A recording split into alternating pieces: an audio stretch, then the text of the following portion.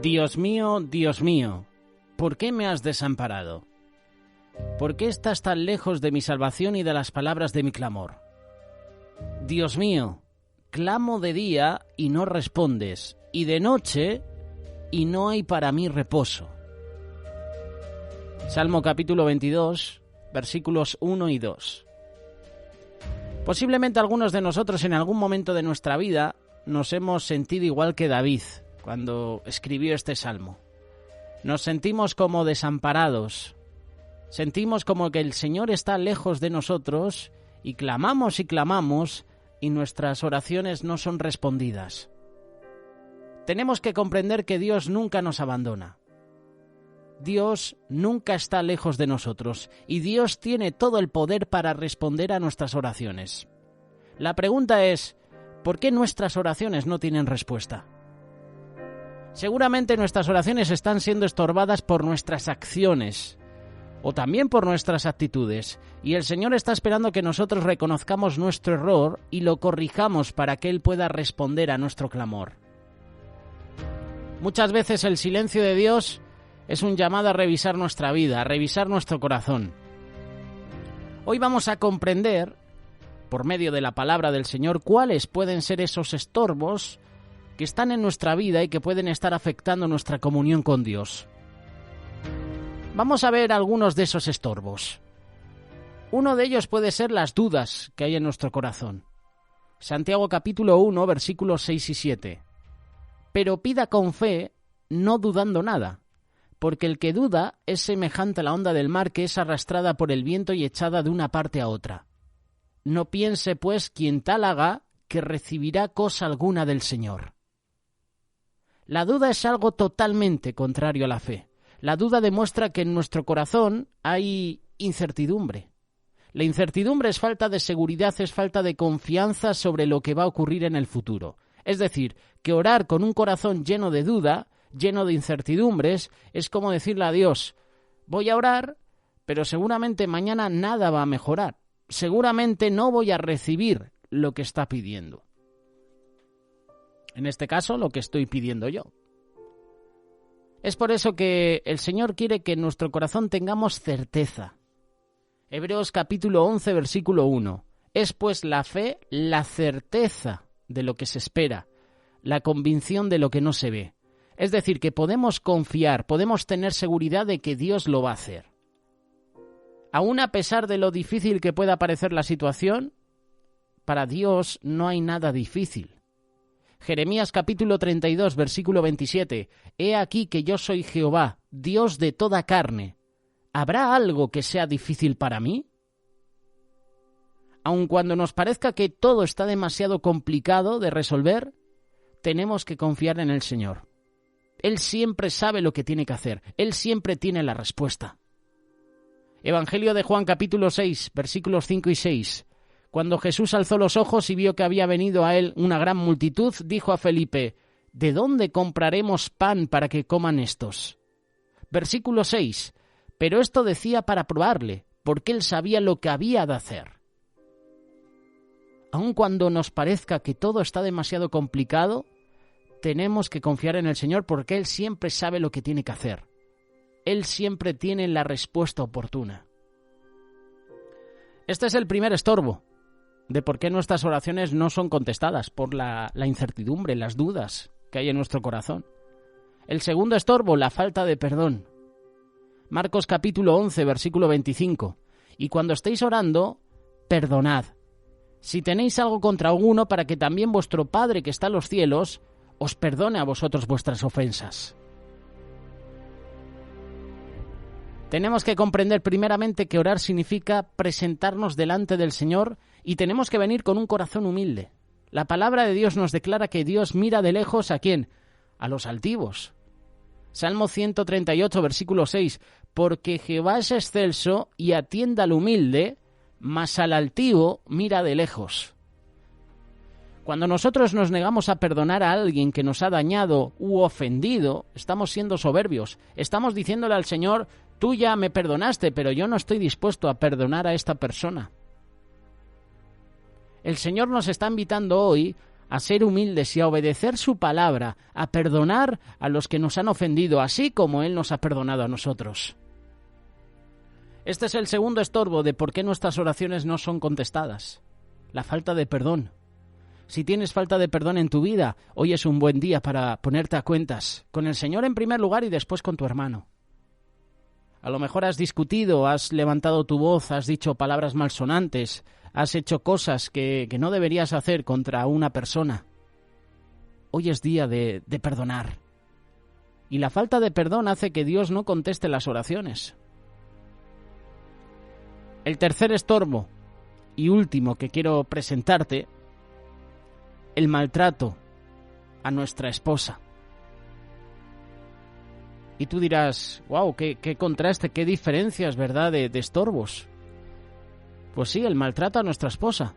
En la primera carta de Pedro, capítulo 3, verso 7, el apóstol Pedro nos dice: vosotros, maridos, igualmente vivid con ella sabiamente, dando honor a la mujer como a vaso más frágil y como a coherederas de la gracia de la vida, para que vuestras oraciones, ¿qué?, no tengan estorbo.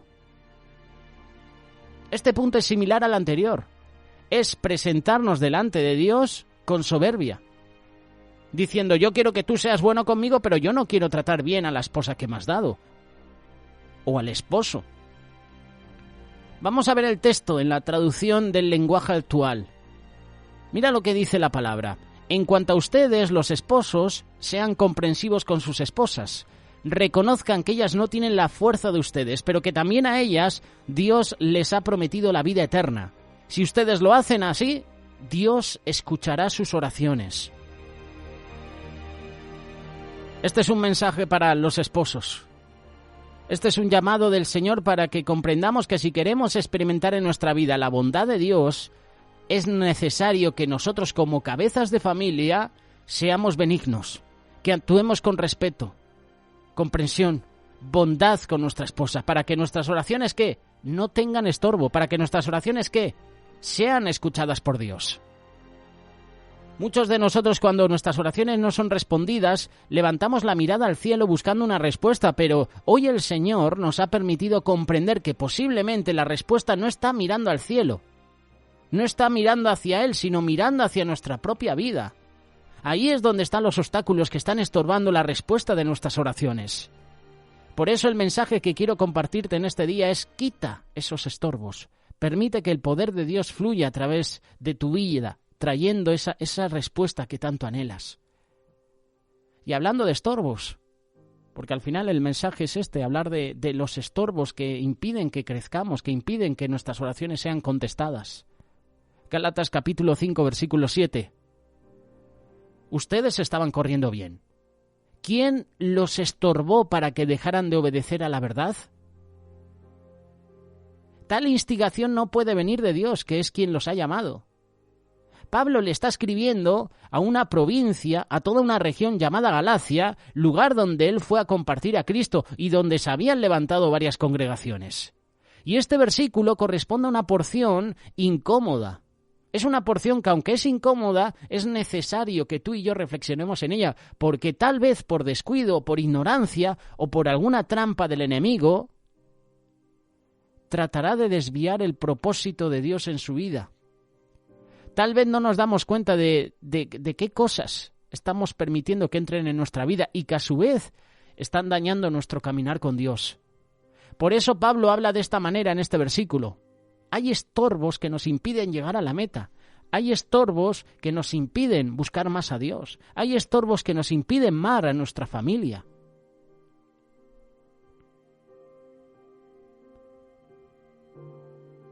Hay estorbos para crecer. Y en el versículo 7 que Pablo menciona, les dice a los cristianos de la región de Galacia: si corríais bien, ¿qué ha pasado? ¿Qué fue lo que sucedió? Estabais corriendo muy bien, pero ¿qué ha pasado? ¿Qué fue lo que te estorbó para que no obedecieras a la verdad? ¿Sabes una cosa? El camino cristiano no es de aquellos que lo comienzan, sino de los que permanecen hasta el final. No es una carrera de velocidad, es una carrera de resistencia. Y además, esa carrera tiene obstáculos. Muchas personas, igual yo me incluyo, porque yo no soy perfecto, Cuando tenemos una debilidad, una enfermedad o alguna situación personal, matrimonial, financiera, y alguien que Dios usa y les anuncia que Jesucristo les ama y que Él, a pesar de la situación, quiere venir a estar de su lado, muchas personas en esta situación de quebranto reconocen a Jesús y le entregan sus vidas y comienzan a caminar con Él. Sin embargo, al tiempo, meses, años, días después, cambian su caminar. Y peor aún, algunos dejan de caminar con Dios. Esto nos ha pasado a todos. Cuando llega la duda, cuando llega el dolor, cuando llega la enfermedad, muchos dejamos de caminar con el Señor. Esto le pasó a algunos de los primeros cristianos de las comunidades neotestamentarias fundadas por Pablo. Pablo hace la referencia, comenzaron a caminar bien, pero algo les estorbó. Y la pregunta es, ¿quién les estorbó para no obedecer a la verdad? Esto nos habla de bendiciones pasadas, pero habla de fracasos personales. ¿Qué les estorbó para no obedecer? Algunas de las bendiciones que experimentaron fueron de acuerdo a Gálatas capítulo 4, verso 13. Como bien saben, la primera vez que les prediqué el Evangelio fue debido a una enfermedad. Y Pablo les recuerda cómo fue que llegó a Galacia a compartir de Cristo. Y el versículo dice que fue por una enfermedad. En Dios siempre hay propósitos, dice la Biblia. Pablo llegó por una enfermedad, pero la enfermedad les anunció a Cristo.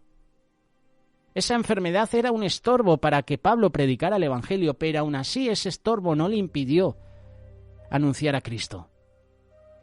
Esto logró que él llevara el Evangelio. Y la recepción y el cuidado que le dieron los Gálatas a Pablo fue excelente. Gálatas capítulo 4, verso 14. Y aunque esta fue una prueba para ustedes, no me trataron con desprecio ni desdén. Al contrario, me recibieron como a un ángel de Dios, como si se tratara de Cristo Jesús. ¿Cómo atenderías a Cristo si lo tuvieras de visita mañana para cenar, por ejemplo? ¿Limpiarías la casa, sacarías la vajilla, sacas los ahorros, buscas la mejor comida? Así es como atendieron al apóstol Pablo, como a un ángel, como a Cristo Jesús. Hubo una demostración de amor de las personas de Galacia. Gálatas capítulo 4, verso 15. Pues bien, ¿qué pasó con todo ese entusiasmo? Me consta que de haberles sido posible se habrían sacado los ojos para dármelos. Aquí uno puede entender que Pablo estaba enfermo de los ojos, pero dice que era tanto el amor de los Gálatas que, de ser posible, se habrían sacado los ojos por él. ¿Tú te sacarías los ojos por alguien más? ¿Por amor? ¿Para ayudarlo? Pablo no está exagerando en el amor que le tenían. Lo estaban ayudando. Él les habla que habían sido obedientes. Gálatas capítulo 3, versículo 1. Mira lo que dice la palabra de Dios. Gálatas torpes, ¿quién los ha hechizado a ustedes? ¿Ante quienes Jesucristo fue crucificado ha sido presentado tan claramente? Es decir, está hablando de que alguien les fascinó para no obedecer la verdad. ¿Qué sucedió con estos hombres y mujeres que habían creído en Cristo? ¿Tú has tenido algún encuentro con Jesús y ha cambiado tu vida? La gente llega a asistir a una congregación cristiana por muchos motivos. ¿Cuántos asisten porque conocen a Cristo y desean amarlo? Seguramente en tu iglesia muy pocos. Hay muchos que acuden a la iglesia por necesidad. Últimamente en las iglesias se hacen reparto de alimentos y muchos acuden a la iglesia por ese motivo. La gente llega a asistir a una congregación por muchos motivos. ¿Qué pasó con ellos? ¿Qué les estorbó? ¿Qué había pasado con ese amor que le habían mostrado a Pablo? ¿Qué pasó con las finas atenciones con que recibieron a Pablo? Hay por lo menos en la carta 3 referencias que el apóstol Pablo hace a estos cristianos guiados por el Espíritu Santo que menciona como estorbos. Te hemos mencionado anteriormente 3 estorbos que impiden que nuestras oraciones sean contestadas, impiden que tengamos una comunión, una relación con Dios. Vamos a mencionar más estorbos de cosas que los apartaron de lo que habían iniciado bien. Ser cristianos es una carrera que le va a llevar a toda la vida. Hay un día de graduación El día de graduación de la carrera cristiana es el día que llega a la meta y que corte el listón. Ese es el día que ve a Jesucristo cara a cara. Te hago una pregunta, ¿lo quieres ver? ¿Quieres ver a Jesucristo cara a cara? Hasta que usted no lo vea así, no se está graduando. Mientras está vivo, está corriendo la carrera. Muchos cristianos se conforman con conocer del Señor que Él les ama y que les ha perdonado sus pecados. Algunos no conocen eso, pero están en el proceso de conocer el amor de Dios y creer dentro de su corazón que aunque han sido personas pecadoras, aunque éramos de lo peor, el Señor nos limpió con su amor, nos limpió con su sangre preciosa. Algunos se quedan solamente ahí, como pequeños, como bebés espirituales en su conocimiento con el Señor. Solo beben leche. La Biblia nos enseña que debemos crecer. Y algunas personas reciben dones del Espíritu Santo cuando reciben a Jesucristo y lo empiezan a buscar, porque los dones no vienen por el tiempo, ni por la experiencia, ni por el conocimiento que tengas de Dios. Los dones son regalos que Dios otorga al que Él decide.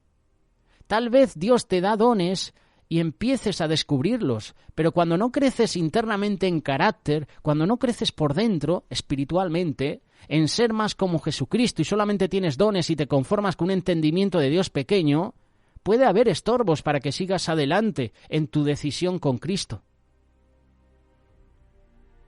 Por ejemplo, los falsos maestros. Gálatas capítulo 1, versículos del 1 al 9. Después de que Pablo les había hablado de Jesucristo, ellos creyeron y empezaron a caminar con Jesús. Después Pablo se retiró y detrás de él llegaron unos falsos maestros. ¿Sabes una cosa? Debemos cuidarnos de los falsos maestros, porque son estorbos que nos impiden llegar a la meta. Acerca de esto Jesús dijo, esos son los lobos rapaces, con piel de oveja. Gálatas capítulo 1, versículo 6. Me asombra que tan pronto estén dejando ustedes a quien los llamó por la gracia de Cristo para pasarse a otro evangelio. Qué palabras, ¿verdad? Pero son palabras que tú y yo necesitamos. Gálatas capítulo 1, verso 7. No es que haya otro evangelio, sino que ciertos individuos están sembrando confusión entre ustedes y quieren tergiversar el evangelio de Cristo. Pero aun si alguno de nosotros o un ángel del cielo les predicara un evangelio distinto del que hemos predicado, que caiga bajo maldición. Como ya lo hemos dicho, ahora lo repito, si alguien les anda predicando un evangelio distinto del que recibieron, que caiga bajo maldición. ¿Qué busco con esto? ¿Ganarme la aprobación humana o la de Dios? ¿Piensan que procuro agradar a los demás? Si yo buscara agradar a otros, no sería siervo de Cristo. No que haya otra manera de relacionarse con Dios, otra enseñanza de quién es Jesús y cómo nos ama Dios aparte de la Biblia, sino que hay algunos que les perturban y quieren pervertir el Evangelio de Cristo. Pero si nosotros, fíjate este versículo, pero si nosotros o un ángel del cielo les anuncia otro Evangelio diferente del que le hemos anunciado, sea anatema, es decir, sea maldito. Hay falsos profetas, falsos maestros, falsos pastores que están desviando al rebaño del Señor. Y esos son estorbos. El estorbo de los falsos profetas. Otro estorbo más, el de la confusión.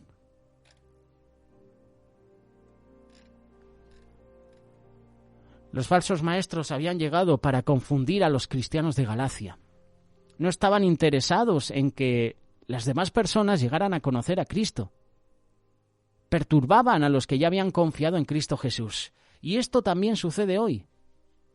Gente que le visita, que llega y que le habla cuando conoce que usted está leyendo la Biblia y comienza a descubrir la verdad de la palabra de Dios. Y llegan a tu casa personas que comienzan a decirte que usted está yendo a un lugar que es una falsa doctrina. Si este es su caso, le recomiendo que ore y que le pregunte a Dios dónde está mal. En ocasiones uno tiene temor de estar en una secta, ¿verdad? La gente no alcanza a percibir que llega el momento en nuestras vidas que sin Cristo Jesús, a pesar de tener una religión muy respetable o que tratábamos de seguirla lo mejor que podíamos y que hacíamos el intento de ser buenas personas, por lo menos hablo de mí, pueden saltarnos dudas.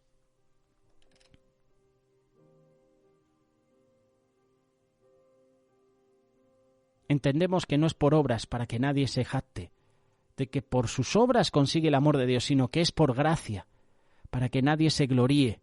Esto es por medio de la fe y no es de nosotros, es un don de Dios. Todos tenemos esos temores. Hay temores en nuestra vida, y lo creas o no, los temores también son estorbos para que tú y yo crezcamos, para que tú y yo lleguemos a la meta.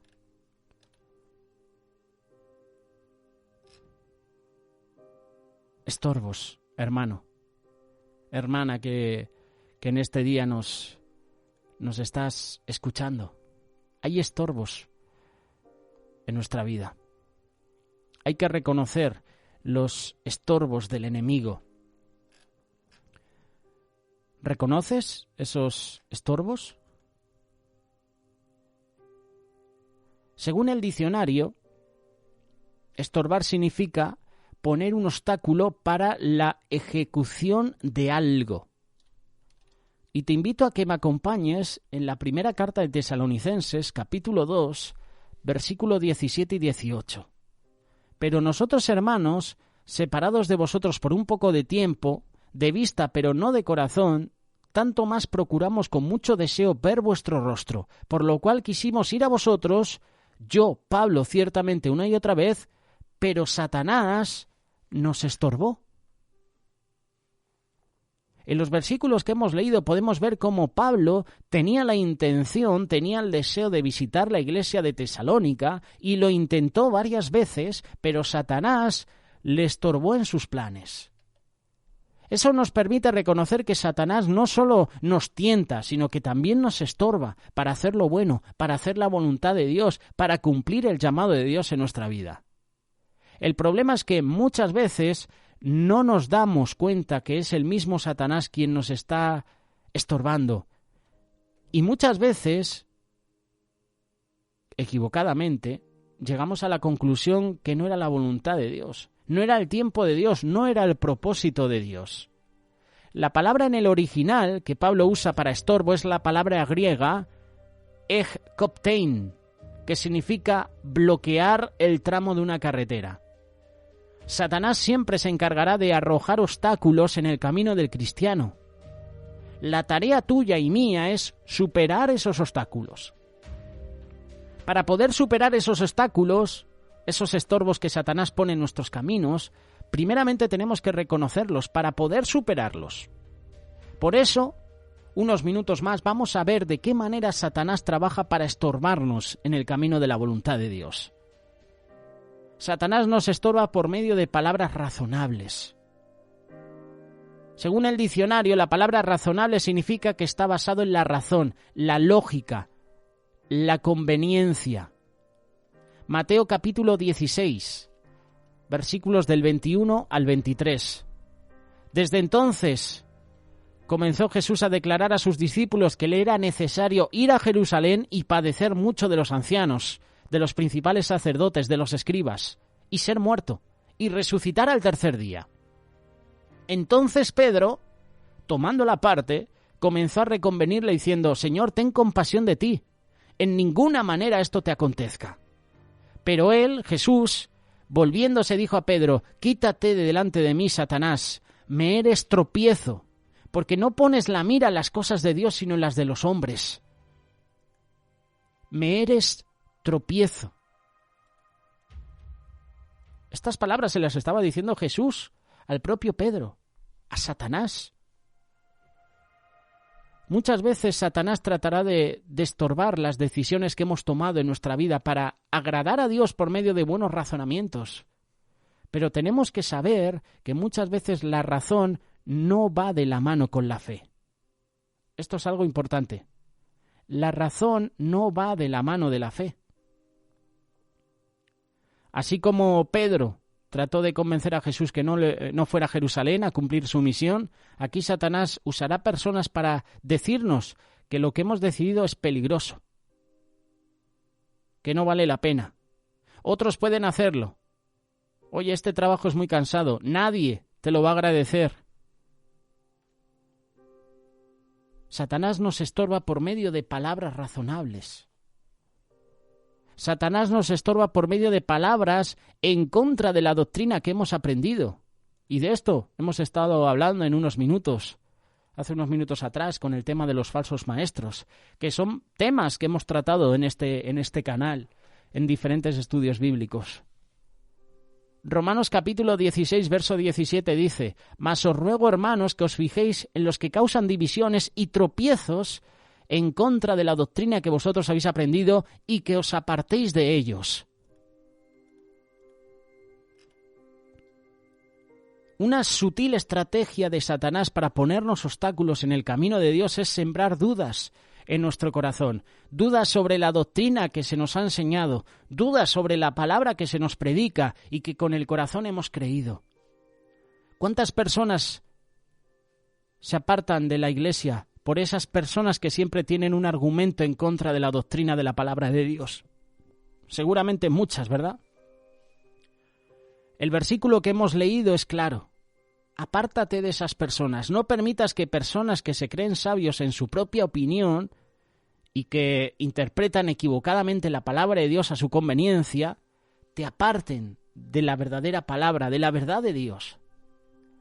La palabra de Dios tiene un concepto duro sobre esas personas, y lo dice Proverbios capítulo 26, versículo 12. Dice lo siguiente: ¿has visto hombre sabio en su propia opinión?